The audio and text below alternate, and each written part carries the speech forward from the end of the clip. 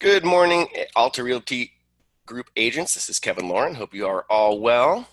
Today, we're going to do a presentation all about listings. So, if you joined us last week, or if you saw the replay last week, we talked about how important it was to get high quality photos and video for our listings. So today, we wanted to kind of pull it all together and kind of take a step by step what our best practices are for when you do get a listing. Today we're joined by Bill Seitz and Derek from Clearview Mortgage. Good morning, guys. Can you hear me? Good morning, Kevin. Good morning, Bill. And do we have Derek with us as well? I believe he was hopping on a couple minutes ago. Do you see his? Can you hear me? Colin? Good morning, Travis. I just had to unmute him. How you doing, Travis? Travis, can you hear me now? Well, Derek's here. Oh, Travis is there. We go. Travis is here as well. All right, Derek and Travis are both here. Great. Good morning, guys. Morning. All right. So first, we'd like to have Bill and Derek kind of go over a couple things with Clearview Mortgage. Go ahead and join in, guys. No problem. Good morning, everybody. This is Bill Seitz. I think most of you know me by now, but I know we keep adding agents. As we hire them, we want to familiarize yourselves with the team. I am kind of the lead person over here at Clearview Mortgage, and we have Derek Nichols, our regional sales manager, on the phone. And I wanted to kind of formally introduce Derek. He is an amazing resource for the company and for Clearview Mortgage. He's very, very well versed in all facets of lending and a problem solver. So as we all know, lending can be delicate at times. It can be frustrating at times, but having the right resource on your side to get through some sticky points, if those do arrive, is having someone there for you and willing to communicate and do all those things. Super important. I know Derek is going to outline a program real quick before we get into Kevin and Travis's excellent material on the listing side of things. I do want to give some non-real estate advice today. Since today is Valentine's Day, I want to wish everyone a happy Valentine's Day. If you haven't gone down to your local CVS or your local boutique store and gotten your significant other a Valentine's card, I do think that that's a good idea. And it'll go a long way with your significant other and give you some brownie points. So that's for sure. That's my. And you're probably behind the 8 ball a tiny bit if you haven't got that already. So that's my non-real estate advice for today. But I want to introduce Derek Nichols right now. He's going to outline a quick program that I think is really important for us realtors in the business to know about. Just one of many niches that we have over here at Clearview. So without any further ado, it's Derek, go ahead. Thanks for that introduction, Bill. If you're not familiar, Clearview Mortgage is constantly looking to get the most advantageous portfolio. We have different investors that we use for example, pricing, and then other niche programs that can offer solutions to sometimes the clients that have, for example, if they're self-employed or if they haven't filed their tax returns in a while. And then one of the investors that Bill and I came across that we're using and it's actually had a pretty good success rate with is a company that will allow for just bank statements when quantifying income. So basically what it is, it's really simple. It's a 12 to 24 month bank statement program. You don't need to have filed tax returns. They don't want them. They don't do a 4506. They don't check to see, what that was claimed to the IRS, because we're assuming that this particular client will either have not even filed their taxes or they're self-employed. And, the benefits of being self-employed is you can write everything off. And so it's a catch-22 normally with Fannie Mae and Freddie Mac to, write off all your earnings, because then it shows no profits at the end of the year. Whereas this particular investor doesn't want your tax returns at all. They just want 12 months bank statements or 24 months bank statements. So just to kind of outline that a little bit further, it's it's pretty black and white, pretty cut and dry. They don't look at withdrawals. They don't require P&Ls or or anything like that. All they're looking at is simply deposits. So for example, if you have a client who is self-employed and they have their own business, and they make, personal deposits into their account for the past 12 months, and let's say it averages, $5,000, $6,000, $3,000, you would just add those up and divide by 12, and then that would be their monthly income that we could actually use to qualify them for a loan, which is amazing. Because that would, a lot of times people write stuff off, that wouldn't even be an issue. Same thing if they're self-employed and they're business owners, maybe they have a business that they share with a few other partners. Same sort of thing. You'd get 12 to 24 months worth of business bank statements, and the only thing there is they're a little bit more conservative. They would just take the total number and divide by 12, but then also divide by 2 to give you like a 50% ratio. So, for example, let's say you had a business and they were making $20,000 a month in their business account. You would simply divide that number by 12 for the year, and then divide that by 2. So, for example, if they're making $20,000 deposits every month, they would earn $10,000 for qualifying income, which is fantastic because a lot of times, again, I would think they would write that off. So this is one of those unique solutions that we have for your self-employed, your 1099s, your clients who haven't filed their tax returns. We can still offer a solution to them so that way they can take advantage of the market. It doesn't slow you down. You can make sure to get your property in escrow, and then yeah, you're on your way. So that's really what Bill and I really strive for, is to find not only, obviously give you guys great service, make sure your escrows close on time, if not before, make sure it's a smooth transaction, but then also try to be, proactive in finding different investors that offer niche products, competitive pricing constantly. So that way we're always an awesome resource for you guys to run to. And yeah, just want to make sure that we talk about that this morning. Yeah, thank you, Derek. That's really, really important information for us. We're really excited at the portfolio, the growth of the portfolio over the last several months. It's been outstanding. So I'm looking forward to you guys adding even more programs and investors in the future. Awesome. Heck yeah. And so again, this morning's presentation is about listings and what to do. We do have a few new agents, and we've also got agents that have been in the business for a long time and maybe aren't doing a few of the items that we'd like to see our agents do. So let's see, I will pull my little document here so everybody can see my ARG listing best practices. And if anybody wants, you could just send me an email. I can email this to you. But so really as we said last week, it all hinges on good photography, on good images and video. So if you start with that stuff, you're going to have a much better success with the marketing materials that are actually created. So the very first thing is get high quality photography done.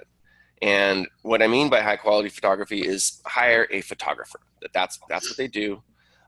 We do have a great partner in the Southern California area, so that's Preview First, and Paolo from Preview First was with us last week.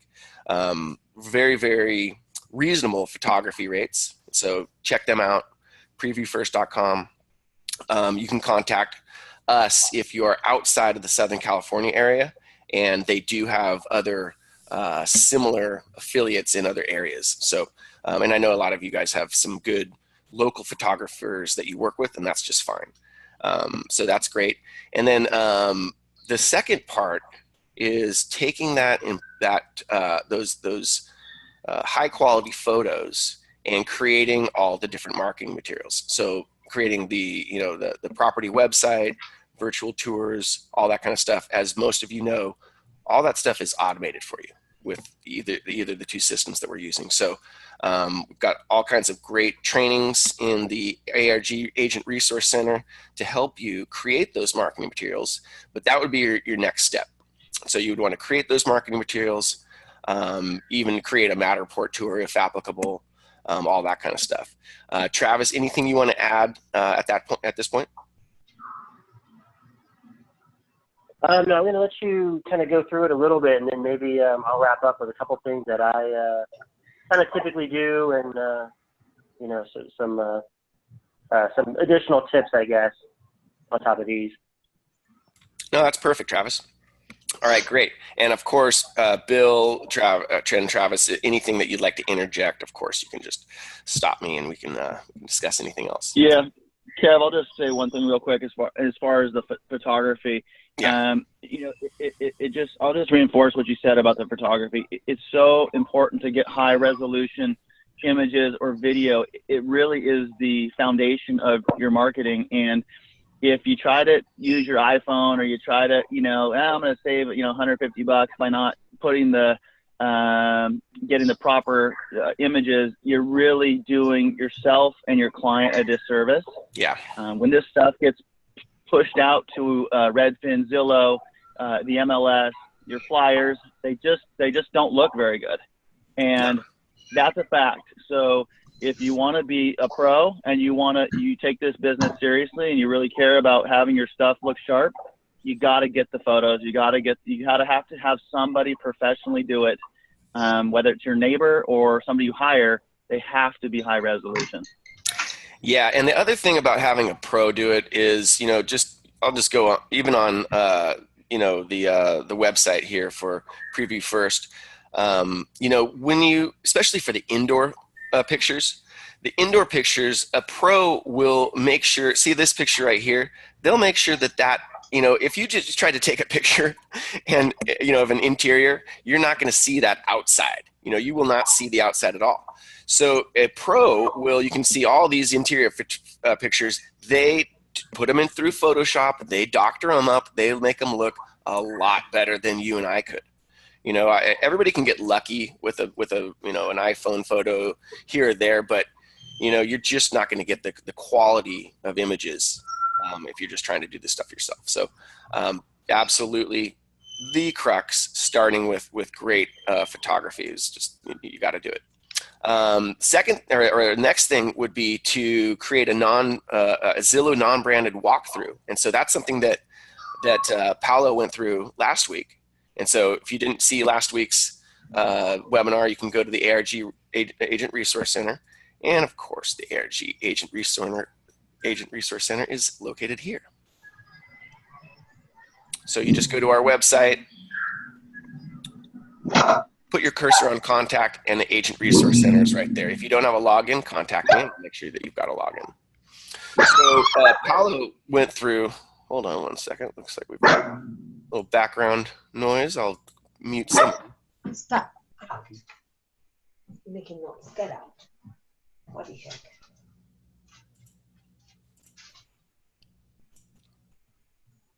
One second, guys. I'm going to mute somebody that is unmuted, if I can find them. There we go. All right. We should be good now. Okay, so Paolo went through these Zillow walkthrough videos, and of course, Paolo's company, Preview First, they will do this for you. But, and he recommended against it, if you do want to do it yourself, you can go ahead and download the app. Just go to Zillow Video Walkthrough, or you can just do a Google search for Zillow Video Walkthrough, and you can make sure that you're uploading your walkthrough video to Zillow. And of course, what is powerful about that is if you do have a walkthrough video and you do have a Zillow video on your Zillow listing, they will bump those up to the top of the listings within Zillow. So good little tip there. Great to go ahead and do that. Then you can also pre-market the listing on Zillow. That's pretty important too. Not a bad idea. Next would be to create a text writer. And that's something that I think all agents should do for all of their listings.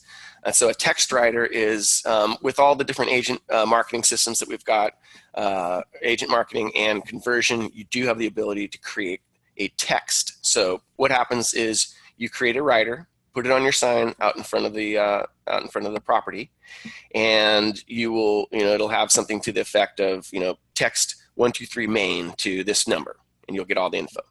So that will be connected to your one-page website for the property. And that way, people that are looky-loos, that are driving by, they can get all the information they want without having to get out, get a flyer, or look the property up, or type in a website.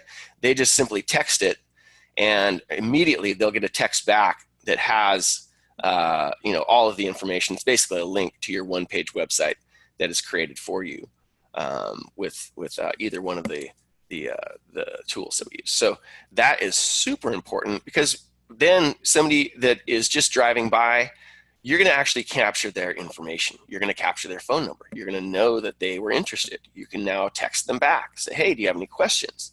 So very, very powerful. And I don't see enough agents doing that. And the ones that are doing it are pretty successful, because again, millennials, younger folks, the largest group of home buyers is that younger group now. So we have to communicate with them. We have to be, on their level and getting them the information in the way that they want, and they want it all on their phone. I definitely agree with you on that, Kevin. I think that the text marketing is really underrated. Yeah. There's nothing better than capturing the cell phone number. That's it's what you want when you're marketing.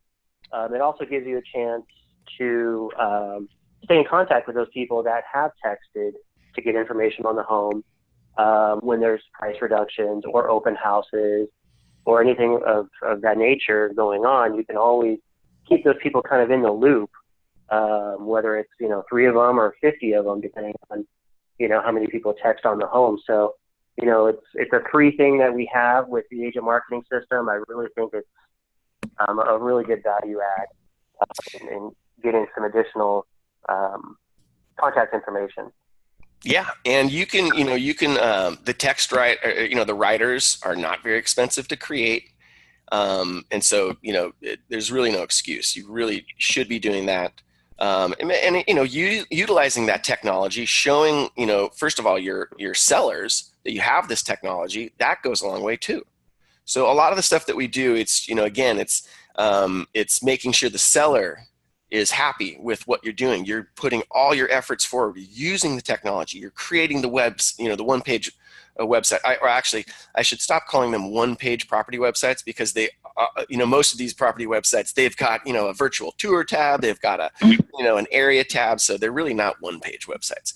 But so you're showing these sellers that you're utilizing the technology and you're putting your best efforts forward to sell their home, and that does a couple different things. Makes the seller happy, makes the seller believe in what you're doing. It gets the message out there effectively. You are doing all the stuff that it's going to help the property sell, and you're going to be doing stuff that's going to help you get the next listing, which is almost the most important part. If we're not perpetuating our business, then we're stagnating, and that's the opposite of what we want. So very, very important to utilize those things. The next thing would be to schedule a broker's open during the week before you upload the property to the MLS. And Travis, what do you say about that? The broker's open? Yeah. I think that it's effective for not every single property, but for maybe a harder to sell property, obviously a high-end property. Maybe it's kind of on the outskirts of town, or up just a little further away, and you need to kind of in lack of a better term, drag people out there to see this home. I know I had a really tough listing last year, and it was a beautiful, beautiful home, and it was priced well below a lot of the other similar size homes, similar style homes in the community. The problem with the home is it was a 3-story home on a hill, and it didn't go down the hill, it went up the hill. So it was an endless amount of stairs in this home. I mean, there was like a flight of stairs to get to the front door, and then you walked in, and then you had to go up another flight of stairs to the second floor, which was the main living room, and then you had an upstairs to that as well. So I mean, even though the home was super awesome, it took a while to sell, and I had to do a lot of networking with that home to get brokers over there to show these buyers, this place, because it was kind of in a hilly area. Not a lot of people go up there for the homes. It's a really cute little community. I really had to sell that home to these other brokers to say, hey, bring your clients up here. If you have someone looking for something, and in this city, come look over here. This is a really great home. And finally it sold, but I had to do a lot of networking with that home. Heck yeah.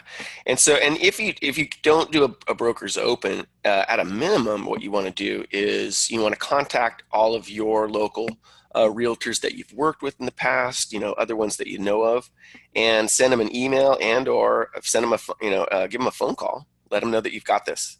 Networking with other realtors is always a good idea. Letting them know you've got this property, very, very important.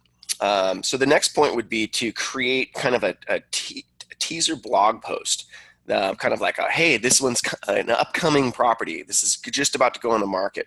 You want to kind of create that post that, kind of gets people excited. Like, this isn't on the market yet. So you can post that out to obviously anybody that is in your sphere.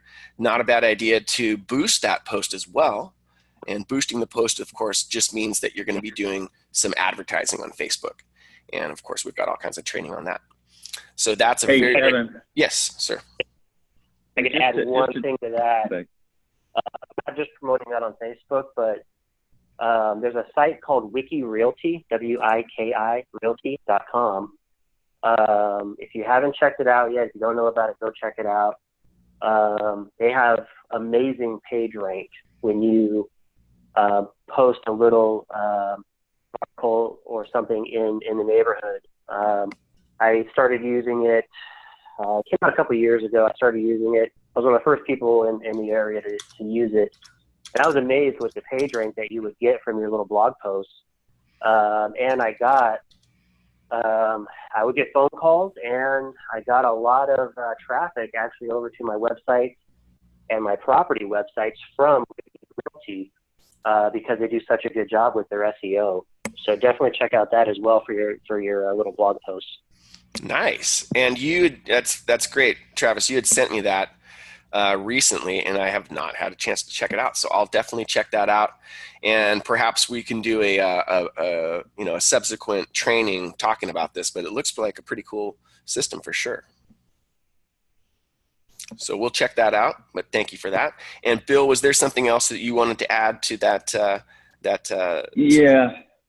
Just on your list on number 8, when you talked about the teaser component to listings, and I feel one thing that I do like to see when agents know they're getting a listing and they have the opportunity to put the sign in the yard ahead of time, as long as the seller's okay with it, you can really sell it as, hey, I'm trying to generate traffic. I'm trying to generate interest ahead of going into the listing with a coming soon sign. A lot of times you can go down to your local board of realtors, you can get the sign writer, you can put that on your sign in the yard, and people walk their dogs, people drive through the neighborhood, kids going to soccer practice, whatever. You just don't know where that lead or that referral or anything's going to come your way. It does not hurt to get the sign in the ground with a coming soon sign writer, and you never know, you might double on the property. You might be able to save the seller a little bit of money if you have that agreement with them as far as representing both sides. There's a lot of benefits to doing that, and it doesn't cost you anything other than $12 sign writer. So, and obviously the permission of the seller to have the sign in the yard. But I really do encourage that. I think that it's a very underutilized technique in our field. For sure. And obviously you buy one coming soon sign writer, and you can use it for all your properties. That's right. Or, I was going to go into it a little later, but, something I like to do just as a best practice is I like to list my properties on a Thursday. And the reason why I do that is because I try, if the seller allows, earlier in the week to get your blog post done, to get my sign up, to get a coming soon sign on it prior to it actually hitting MLS on Thursday. And the reason why I list on Thursday is because I want it to go the weekend before we really look at offers, so I can get all the marketing in, I can get the first initial open houses done, and hopefully generate as much interest as possible, because that's when the interest is the highest for a new listing, is right in the beginning. So, the coming soon sign, listing it, letting it go through the weekend, having all the material out there. In most markets, if the home is priced right, you're going to have at least one offer to work with. on a Monday, and it's really impressive with the sellers too. Oh, for sure. Again, always, keeping in mind the sellers. They're the ones that are going to, refer us. They're the ones that are going to write a testimonial for us. So it's imperative that we take care of those sellers, obviously. Then, the next thing is to do a massive open house, as big as possible. A lot of different things that we can do with open houses. Our agent marketing system has a great open house feature in the property website area.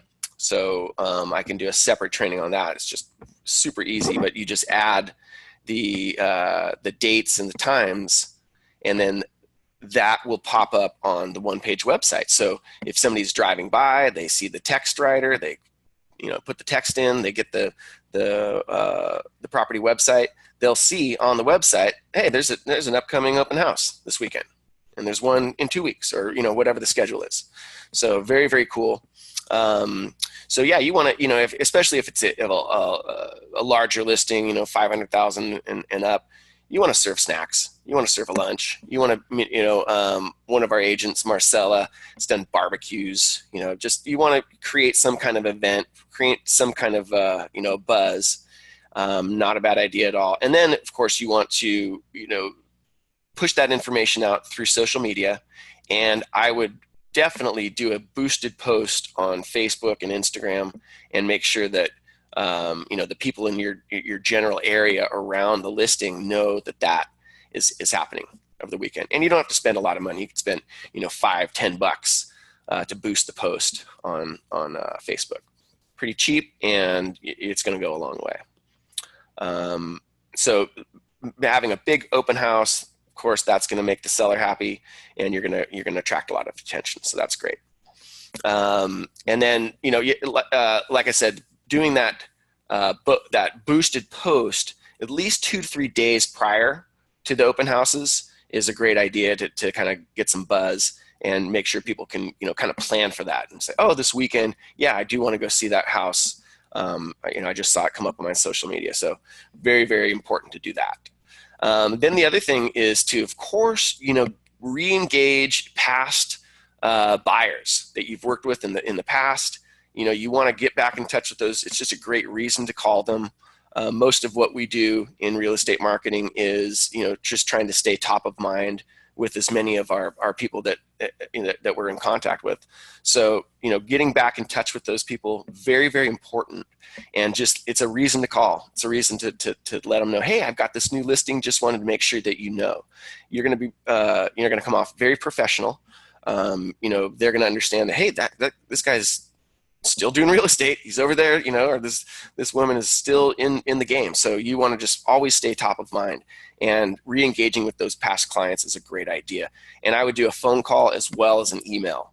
All of our systems give us the ability to email that one page, or I'm sorry, that property website to the client very, very simply. So there's no excuse. And then the other thing that I would do is walk the neighborhood, introduce yourself to the neighbors. When you're putting up the sign riders, or you're putting up the for sale signs and all that kind of stuff, walk the neighborhood, introduce yourself, hand out your business cards, let them know who you are. You got, Travis, do you have any words of wisdom there? With putting up the open house signs, you just get the little bandit signs. You don't have to get the expensive ones from the realtor board or anything like that. You don't want generic ones, though. You want personalized ones, because you can, the more open houses you're doing in a community, the more that particular neighborhood is going to see your face. And if you're doing any additional marketing, whether it's the door knocking or direct mail or anything like that, it's really going to have a stronger effect, because they're going to recognize your face. We have an agent over in Corona, actually he's in Norco, and that's all he does is open houses every weekend, and he really is not very good at anything digital, but he's really good at open houses, and he generates all of his listings through the open houses. He only works one specific area, And that's how he gets all of his business, and he does really well at it. And that's just open houses. Everything's personalized, balloons on the signs, everything. But, everybody recognizes them, and they come in the open house. Hey, actually, I need to sell my home. I'm down the street. I see you here, every weekend doing open houses. And, that's how he gets the conversation going. And he just works that general farm. Yep. That's really all he does. That's perfect. Is, open houses with personalized material. That is not bad at all.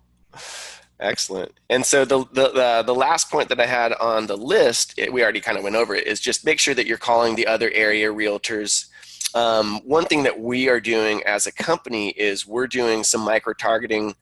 So when you get a listing and we see that you've paid for photography and you've created some really nice marketing materials, we're actually going to help you out, and we're going to send that out to all the different realtors in your area using our email program.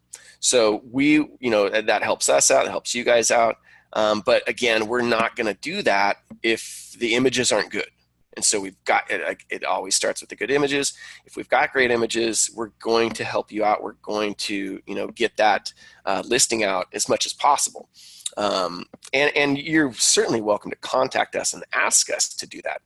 And if you've got some good video and some good images, we will definitely help you. So that concludes what I have for today for the best practices.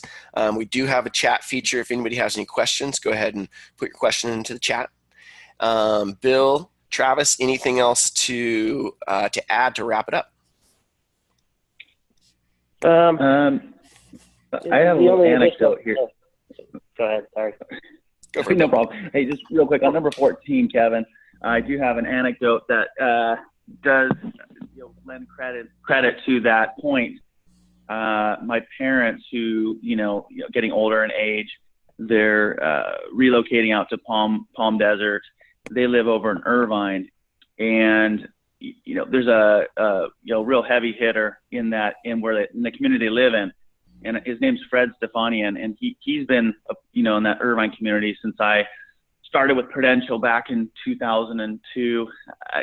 He's just built a really good name, and this doesn't necessarily a strategy for every listing, but when maybe that the traffic of selling the home might be a little bit overwhelming, you have older clients, for my parents, it's stressful, they're trying to move, you want to get the house sold, but you don't want to overload them with just a lot of the things that go into selling the property.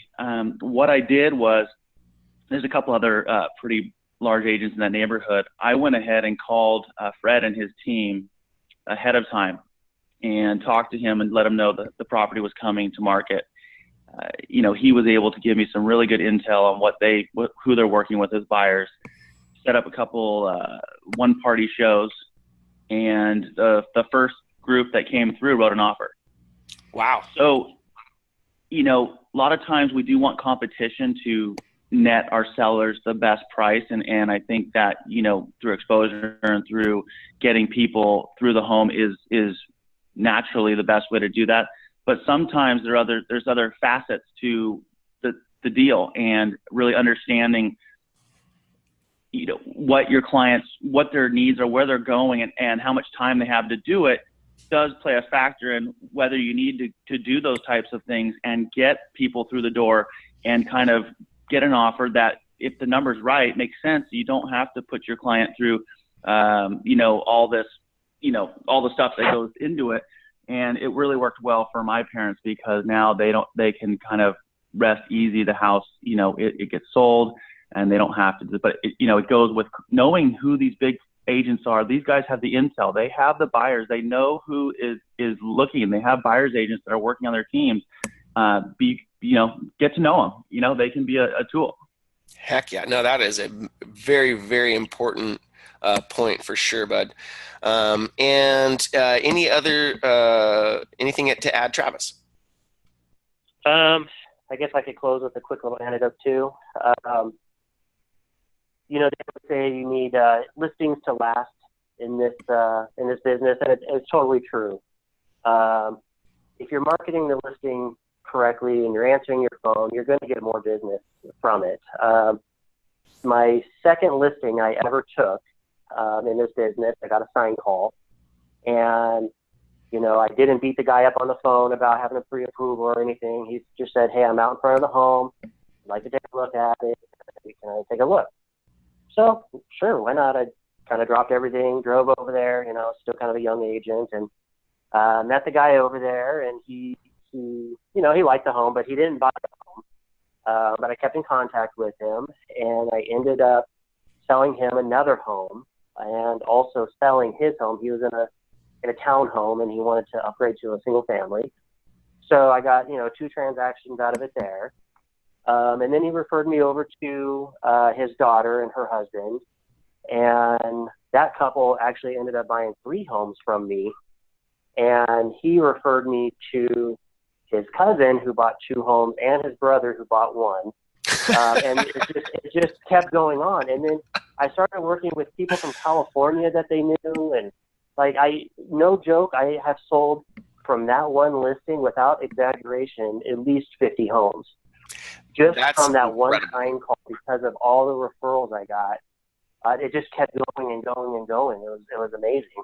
And this wasn't all in 1 year. This was over the span of probably 8 years. But sure. Regardless, it was, all I did was meet the guy. I mean, none of that business cost me any money, and I like meeting people when they call from a sign. It's just as good as a Zillow lead or anything else. You don't, it's not a referral or anything like that. It's just, you meet them, you talk to them. Usually they're not working with anybody.